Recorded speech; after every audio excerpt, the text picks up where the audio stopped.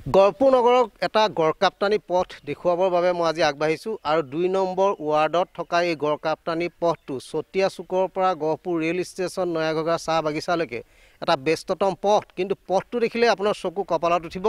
এই মুহূৰ্তত মই ভিডিঅ' জাৰ্নেলিষ্টৰ জৰিয়তে দেখুৱাবলৈ আগবাঢ়িছোঁ আৰু তেওঁ দেখুৱাই আছে এই মুহূৰ্তত ৰাস্তাটো প্ৰত্যক্ষ কৰক। এটা খুব ব্যস্ততম নগৰখনৰ চতিয়া চুকৰ পৰা ৰাষ্ট্ৰীয় ঘাইপথৰ পৰা গহপুৰ ৰেল ষ্টেচন, আনকি গহপুৰ নয়াঘগা চাহ বাগিচা আৰু গহপুৰৰ কৃষি বিভাগৰ কাৰ্যালয়, বন বিভাগৰ কাৰ্যালয়, গহপুৰ শিক্ষা বিষয়া কাৰ্যালয়লৈ বুলি এইটো এটা গুৰুত্বপূৰ্ণ পথ। এই পথেৰে মানুহ অহা যোৱা কৰে, কিন্তু পথটো আজি দীৰ্ঘদিন ধৰি এনেধৰণে অৱহেলিত অৱস্থাত গড়কাপ্তানি বিভাগে পেলাই ৰখাত এইফালেদি চাৰিচকীয়া বাহনটো দূৰত থওক, দুচকীয়া বাহনো এইফালেদি চলাই যোৱাৰ কোনো পৰিৱেশ নাই।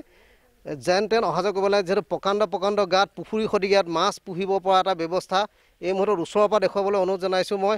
মাছ পুহিব পাৰিব ইয়াত, এনে অৱস্থা হৈছে। তাৰপিছতো গড়কাপ্তানি বিভাগৰ কিন্তু দৃষ্টিগোচৰত এই পথছোৱা অহা নাই, অতি দুৰ্ভাগ্যজনক।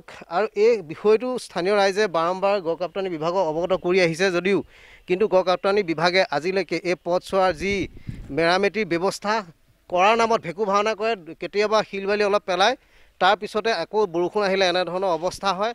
আৰু ইয়াৰ বিষয়ে সবিশেষ জনাবলৈ স্থানীয় ৰাইজ আমি দুগৰাকী পাইছোঁ আৰু তেখেতসকলৰ পৰা জানিব বিচাৰিম। যিহেতু এই মুহূৰ্তত গাড়ী যোৱা পৰিৱেশ এটা আছে, আমি দেখুৱাবলৈ চেষ্টা কৰিম। গাড়ী যোৱাৰ যিটো দৃশ্য দেখিলে আপুনি আচৰিত হ'ব। আৰু গাড়ী যিহেতু যাব আহিছে, দুখনকৈ গাড়ী আহি আছে, আমি দেখুৱাবলৈ আগবাঢ়িছোঁ। এই মুহূৰ্তত এই পথটোৱেদি গাড়ী দুখন যোৱাৰ পৰিৱেশটো দেখুৱাইছোঁ। যথেষ্ট কষ্টদায়ক যাতায়াত হয়, এই মুহূৰ্তত দেখিবলৈ পাইছে। যথেষ্ট কষ্টদায়ক যাতায়াত হয়, যথেষ্ট গুৰুত্বপূৰ্ণ এই পথটোৱাৰ এই অৱস্থা এই মুহূৰ্তত আমি দেখুৱালোঁ। আৰু যিহেতু আমাৰ কাষত আছে গহপুৰৰ এগৰাকী বিশিষ্ট সমাজকৰ্মী, কবি, সাহিত্যিক, তেখেতৰ ওচৰলৈ আহিছোঁ। নগেন কোঁৱৰ ডাঙৰীয়া, আপোনালোকৰ ঘৰৰ কিনাৰেদি এই পথটো গৈছে, কি ক'ব? এই পথটো আজি প্ৰায় 5 বছৰমানৰ আগতে যেনেদৰে বনাব লাগিছিল তেনেদৰে নমোৱাৰ ফলত এই পথটোৰ অৱস্থা এনে হৈছে। এই পথটো আগৰ 15 নং ৰাষ্ট্ৰীয় পথৰ পথটো 4 লেণ্ডলৈ উত্তীৰ্ণ কৰাৰ কাৰণে এই পথটোৰ ওপৰেদি ডাম্পাৰকে ধৰি 14 চকীয়া গাড়ী অহা যোৱা কৰাৰ কাৰণে ৰাস্তাটো সম্পূৰ্ণৰূপে ভাগি ছিগি গৈছে। এই পথটো আমাৰ চতিয়াচুক গাঁৱৰ মাজেদি গৈ গহপুৰ ৰেল ষ্টেচন তথা নয়াঘগা চাহ বাগিচালৈ বিভিন্ন গাড়ী যাতায়াত কৰে। এই পথটো এনে অৱস্থা হোৱাৰ কাৰণে আজিকালি পথেদি চাইকেল লৈ যোৱা মানুহকে ধৰি খোজকাঢ়ি যাবলৈকো অসুবিধা হয়।